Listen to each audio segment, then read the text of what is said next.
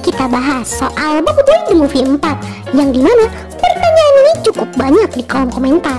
Jadi kalian tuh kenapa repot-repot mikirin Boboiboy The Movie 4, sementara Boboiboy The Movie 3 aja belum rilis sampai sekarang. Jadi kita tunggu aja konfirmasi soal Boboiboy The Movie 3 dulu. Baru setelah nanti Boboiboy Movie 3 rilis, pastinya bakal ada konfirmasi lanjutan.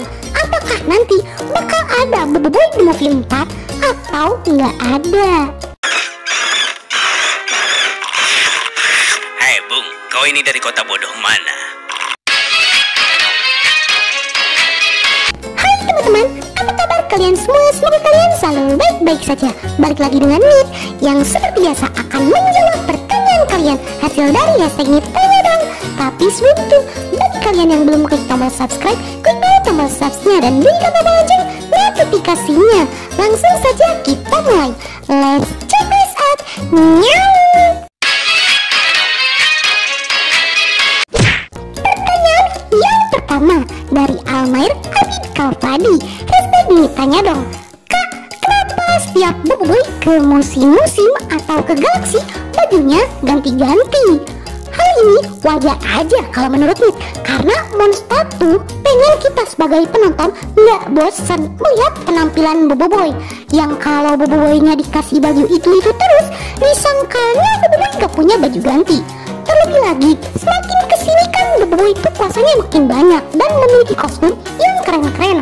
Wajar aja kalau baju dari basic Boboiboy selalu diubah-ubah modelnya agar kita sebagai penonton nggak bosan melihatnya. Pertanyaan berikutnya dari Siti Nurcahyati. Hashtag Ditanya Dong. Kenapa skin mie selalu ganti-ganti? Sama seperti Boboiboy tadi, Nit kan pengen menghibur kalian. Kalau seandainya kostumnya tuh ya ini aja atau itu aja, jadi kalian yang nonton kan pasti bakal bosan. Seandainya kalau Nit cosplay jadi sesuatu pun, kan kalian juga sedikit terhibur. Dan kalian juga bisa request kok kalau kalian pengen Nit menjadi cosplay sesuai dengan yang kalian inginkan. Silakan tuliskan saja requestan kalian di kolom komentar. Nit mau cosplay jadi apa? Pertanyaan berikutnya dari Dinosaurus Gaming. Hashtag Ditanya Dong. Kenapa Boboiboy setiap kali kena berbagai serangan yang fatal tapi nggak berdarah? Please jawab Kak Nit yang cantik. Jadi hal ini tuh dipengaruhi oleh aturan yang dibuat oleh KPI atau Komisi Penayangan yang ada di negara manapun.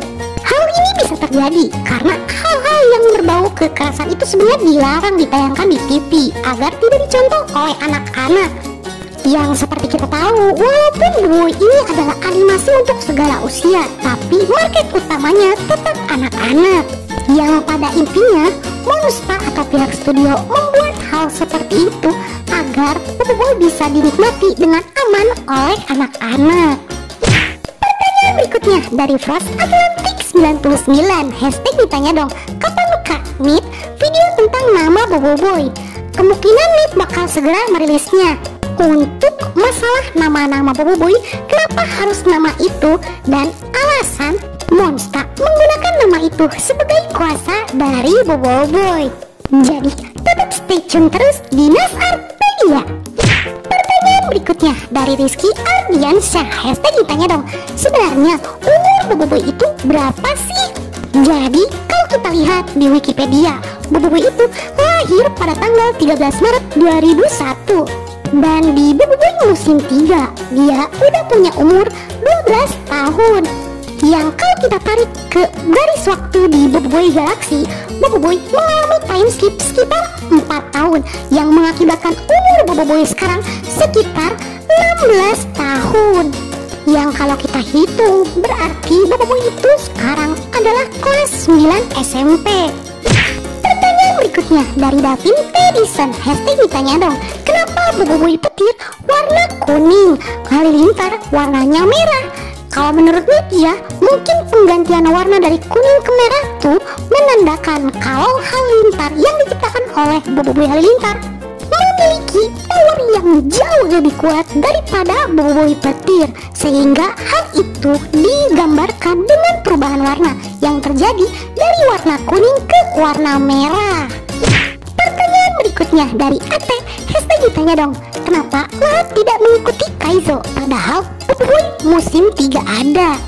Ya, hal itu terserah pada Lahapnya. Apakah dia masih mengikuti Kaizo sampai sekarang atau tidak? Yang jelas sampai sejauh ini di cerita canon Boboiboy, Lahap belum pernah diceritakan kembali.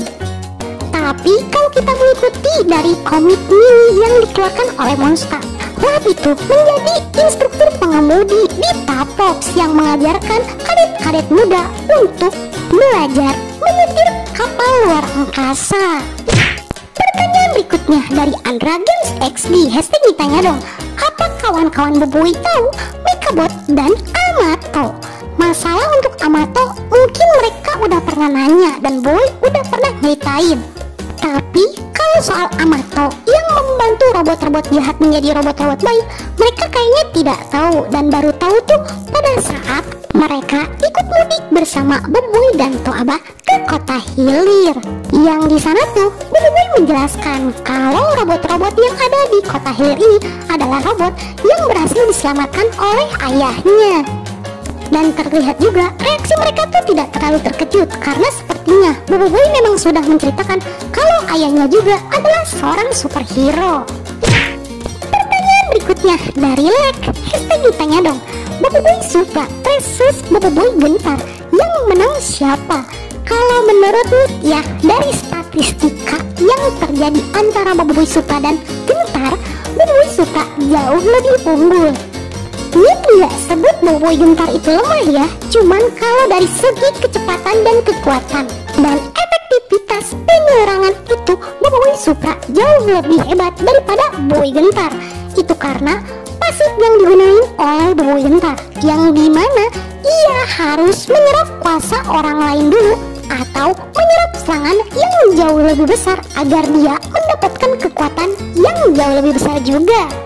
Dan kita lihat kalau Boboiboy Supra itu adalah seorang swordman, tapi ia bisa menyerang jarak jauh juga. Ia tinggal menggunakan kemampuannya sebagai swordman untuk menyerang Boboiboy Gentar dari dekat.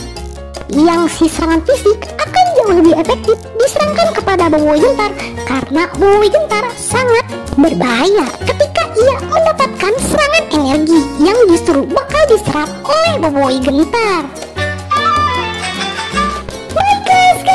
Konten kita kali ini, bagi kalian yang suka konten seperti ini, jangan lupa untuk like, share, and subscribe, dan bunyikan tombol lonceng notifikasinya.